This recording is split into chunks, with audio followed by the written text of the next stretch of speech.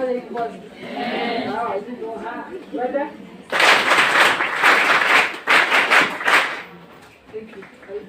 you, Maureen. Teachers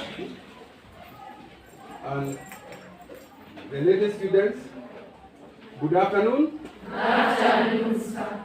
My name is Muranga. I come from Nairobi, that is where I'm based. So I'm from Mount Kenya region, and sometimes I pass through Muranga when going home. So this place is quite familiar to me. And the first thing that I want to indicate is that I want you to appreciate the principal for having invited me. Because the first thing she did was to read my books, which I will explain all about. And then she felt the need to invite me to come and talk to you students.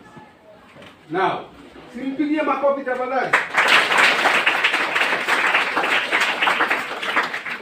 The second thing, I have been to many schools in this country, spread across 12 counties so far, and they are continually increasing. And in Muranga County, I have been to a number of schools, and it's good to highlight which schools that I have gone to, so that you can be able to compare yourself with those schools.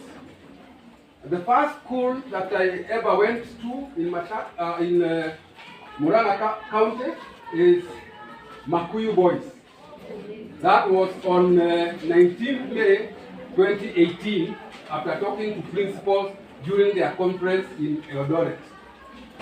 And I had the Form 3 class and Form 4 class, and the school was in the mean grade of 3.5 or something like that.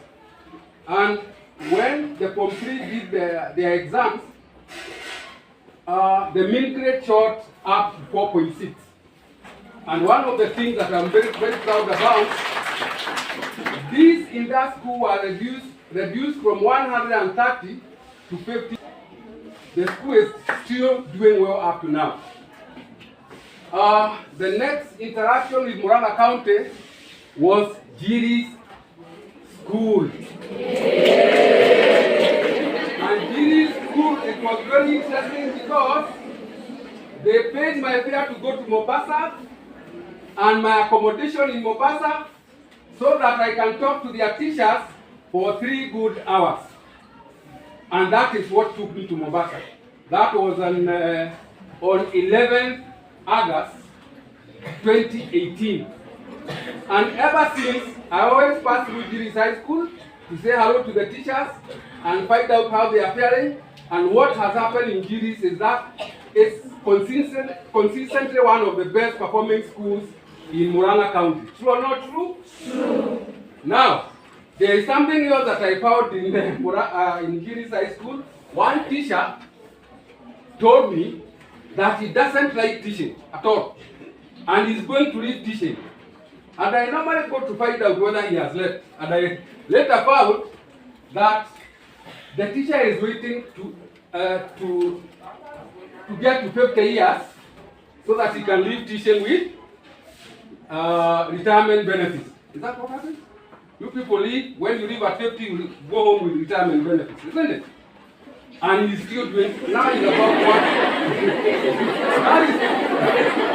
He's still waiting for, when we had gone for the seminar was 45. Now I think he's just about 50. So I'll go and find out maybe next year whether he has left. Eh? Now, the next school, and that's Karega. Is it? Yeah, Karega. It's actually near Njiiri, in Kigumo, isn't it? Yes. And Karega is a day school, but it does so well. In fact, the year that I took from 3 and 4 students for a seminar, the students who qualified to join university that year rose from 51 to 86.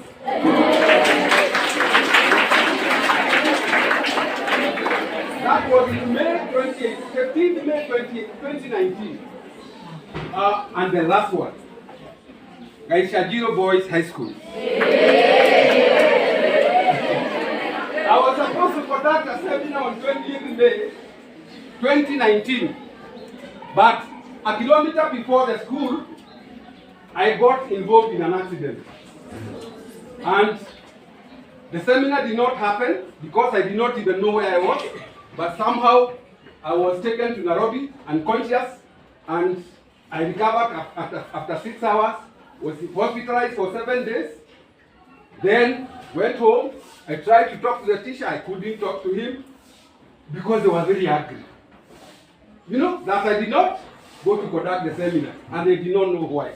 Now, when I recovered and I was on crutches, I went to the school on crutches. And when the principal saw me, he was very sorry for what had happened because he was not aware. And he asked me, can you now be able to conduct a seminar? I said, oh yes. That was on 27th September. That is 4 months after. I conducted a seminar for the Form 2 class, the one I ought to have conducted in May. I did it on September. So September, I think, 27th. And the Form 2 class left school last year. And what happened? The school maintained a very good grade, and they were very proud that the students who were joining university also increased. I think they increased by 20. They maintained a mean grade of about 7.1 or 7.2. So, why am I giving you those analyses? So that you people, by the time I finish with the seminar today, you'll be set towards getting to the top, like other schools. Are we together? Yes. Because it has happened. I have made it happen here in Muranga. Why not this school?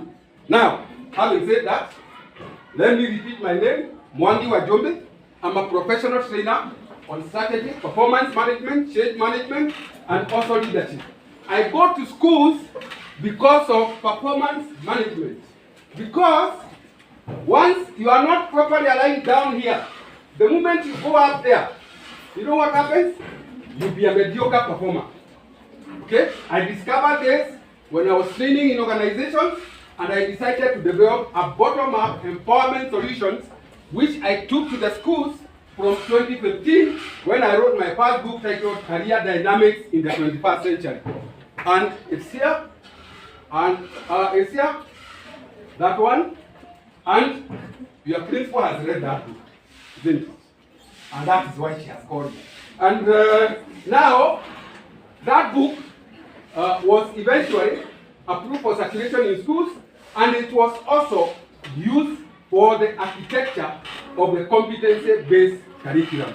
So, when I talk to you people today, by the time I read and you are able to implement what I have taken you through, you'll be like people who have tested CBC.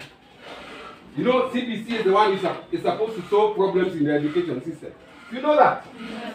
So you can imagine now, you start solving your problem based on the principles that have been aligned with CBC. Yes. Are we agreeable on that? Yes. As long as you apply what you are going to learn from today henceforth. That is the ego. It has 7 unique habits. I only tell you of one.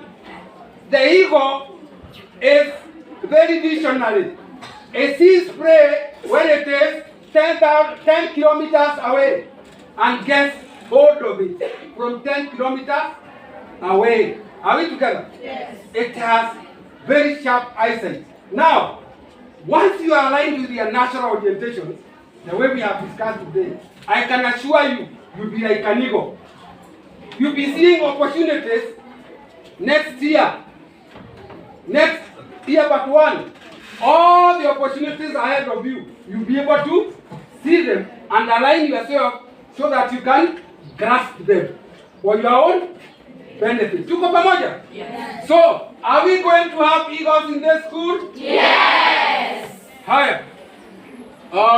Very final appeal. How many are swimmers? You know how to swim? Yes. How many have ever gone to swim in the Indian Ocean? Yes. Wow. When is swimming enjoyable? Yes. Along the tide, the wagon is the tide. Along the tide, you enjoy yourself, isn't it? And it's a lot of fun. And when you swim against the tide, what happens? It's torture, isn't it? It becomes torture, isn't it? Now, today, from today henceforth, I expect girls from this school, okay? Yes. To be swimming along the tide through aligning themselves with their natural orientations. Are we together? Yes. Kaharo girls, is that going to happen from today henceforth? Yes. Because I don't want to see people who are going through Matthew 20, 25, Matthew 25, 29 to 30. Are we together? Yes. I want great individuals from Kaharo Girls High School, and because great individuals make great teams, and great teams create great organizations, and great organizations create a great country, and that great country, everybody gets the deserving rewards. Are we going to create the future on that basis from Kaharo Girls High School from today forth? Yes. And with that, I rest my case. Woo!